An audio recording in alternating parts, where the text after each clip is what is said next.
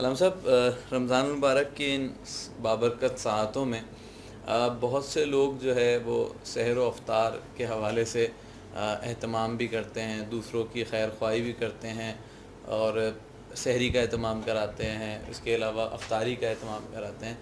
تو یہ جو اخوت، بھائی چارے، مل بانٹ کے کام کرنے اور دوسروں کے لیے اثار و قربانی ہے، اسلام کا یہ کتنا بہترین عمل ہے، اور اس سے کیا ہمارے آپس میں محبتیں بڑھتی ہیں یا رب کی طرف سے یہ ہمارا ایک ٹیسٹ ہوتا ہے کہ کیا ہم ایک دوسرے کے ساتھ جڑے ہوئے ہیں اور کہ قربانی دے رہے ہیں، اس کے دیے ہوئے مال میں سے خرچ کر رہے ہیں؟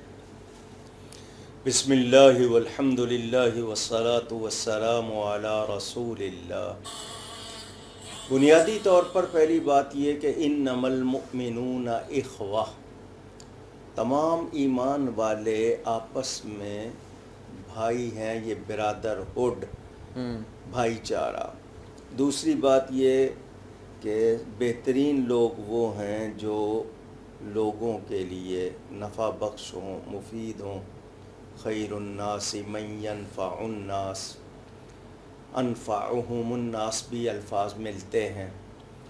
اور پھر یہ شہر مواسات، یہ ہے ہی ہمدردی، محبت اور خیر خواہی اور نیکی کا مہینہ۔ اس حوالے سے ہم کہہ سکتے ہیں کہ ایک مسلمان کے لیے کہا گیا کہ تمام مسلمان مل کر ایک جسم کی طرح ہیں۔ کسی ایک حصے میں تکلیف ہو، پورا جسم درد محسوس کرتا ہے۔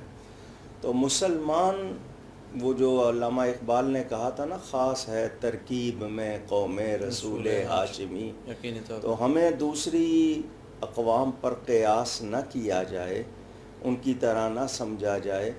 یہ مہینہ مسلمانوں کا ایک طرح سے سب مل کر دوسروں کے لیے ایک مثال بن جاتے ہیں، اور اس سے تبلیغ بھی ہوتی ہے، اور اس سے آپس میں وہ تعلق جو ایمانی تعلق ہے وہ مضبوط ہوتا ہے، اور انسان کو بھلائی ملتی ہے، ثواب ملتا ہے، ایک دوسرے کا درد محسوس کرتے ہیں۔ اور یہ جو جذبہ ہے یہ ایمان کی وجہ سے ہے، اور ایمان یہی سکھاتا ہے کہ ہم تمام لوگوں کے لیے بھی بہترین ہوں، اپنے لیے بھی بہترین ہوں۔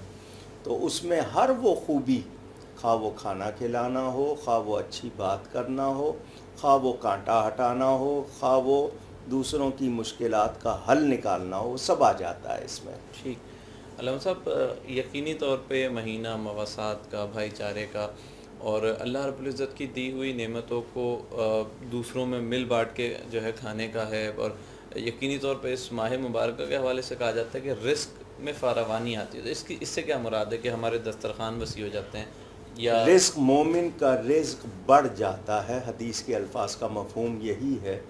اس میں دو باتیں ہیں، ایک تو یہ کہ برکت، تھوڑا بہت ہو جاتا ہے، ٹھیک ہے، یہ برکت ہے، اور یہ کہ چونکہ دل کشادہ ہوتے ہیں تو اس کی وجہ سے ہم کسی کے سامنے وہ کنجوسی نہیں کرتے۔ بعض مرتبہ ہوتا ہے کہ عام دنوں میں، لیکن اس موقع پر خوشی ہوتی ہے دوسروں کو کھلا کر۔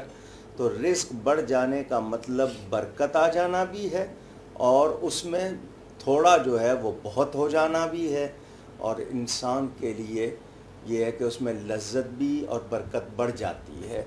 اس میں میں مفہوم یہ بھی اس کا لے سکتا ہوں بڑھ جانے کا، کہ اللہ تعالیٰ کی طرف سے وہ انعام کے طور پر یہ ہوتا ہے کہ اس کی کمائی میں بھی برکت ہو جاتی ہے۔ ہاں بالکل علام صاحب، بالکل اسی طرح ہے۔ اور جو ہم نے عام طور پہ دیکھا ہے کہ افطار کے جو محافل ہوتی ہیں یا افطار کی تقریبات ہوتی ہیں، اس میں دوسرے مذاہب سے لوگوں کو بھی بلایا جاتا ہے، تو اس کا کیا مقصد ہوتا ہے کہ کیا انہیں اپنی ثقافت سے روشناس کرایا جائے؟ یہ جو ہمارے ٹریڈیشنز ہیں یا اسلامک جو ٹریڈیشنز ہیں اس میں ان کو لایا جائے تاکہ انہیں ترغیب ملے، اور شاید کوئی ایسا لمحہ آ جائے جہاں پہ ان کے دل میں وہ روشنی جاگ اٹھے۔ حماد صاحب، افطار پارٹی کا رواج ہمارا ہے، ٹھیک ہے، لیکن افطار کروانا وہ اسلام کی تعلیم ہے۔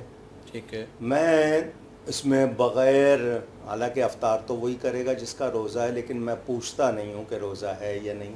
جی بالکل اسی طرح، دوسروں کو رزق میں ہم کو کرتے ہیں، تو مسلمانوں کی طرف سے ہمیشہ یہی پیغام گیا ہے کہ ان کے ہاں ہیومینٹی، انسانیت کا جو تصور ہے وہ آفاقی ہے، وہ محدود نہیں ہے۔